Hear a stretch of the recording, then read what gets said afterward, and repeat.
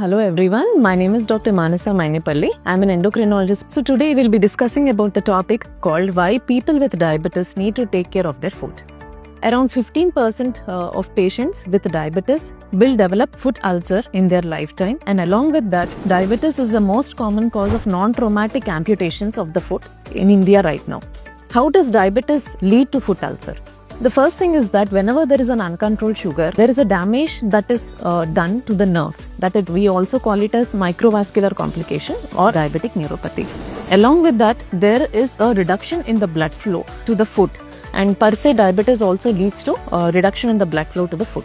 Because of both these reasons, any diabetic patient will be at the risk of developing a diabetic foot ulcer in their lifetime. So what are the signs that you should look for whenever you have a risk of developing a diabetic foot ulcer?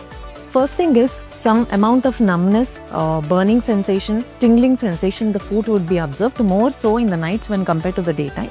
The second thing is whenever there is an untreated wound, there is a risk of it to develop into an ulcer. Third, whenever there is a non-healing ulcer, there is a risk of amputation in the foot. So, because of all these complications, there would be damage to the quality of life of the patient. The good news is that all these complications pertaining to a diabetic foot are preventable. The most important tips that we need to take care of a diabetic foot are: first thing is inspect the foot daily. Look for any blisters or any burns or any ulcerations that you observe. Second thing is you should keep the skin very dry and clean. The third thing is that cut down or trim the nails properly and don't overdo it because it can lead to ingrowthing of the toenails.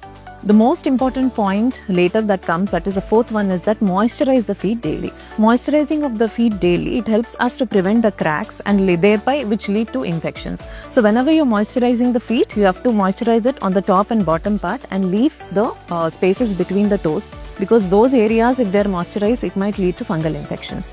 The fifth point is that whenever you are walking, please avoid barefoot walking. You have to use a very well protected footwear, diabetic footwear, which is very well fitting. It should not be ill fitting, should not be very tight or very loose.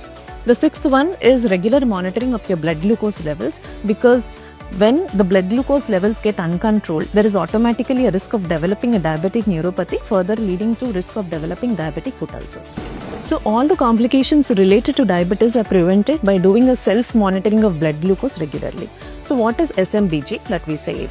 SMBG is what the patient by themselves monitor their blood glucose levels with the help of a glucometer at home, instead of coming to the hospital or to a lab to give their blood samples. This becomes very easy to the patient, because in a week, I recommend the patients to check their blood glucose levels if it is a type 2 diabetes once in a week, that is by fasting and after postprandial values. And if it is a type 1 diabetic patients, I ask them to do it at least thrice in a week. This regular monitoring of blood glucose levels helps us to keep the track of our glycemic levels, thereby preventing all the complications related to diabetes. So what we should remember here is 3 M's, that is monitor, measure and manage. That is, whatever we are monitoring, it will be measured, and whatever we are measuring, it would be managed by your doctor to keep your blood glucose levels in a target range. Thank you.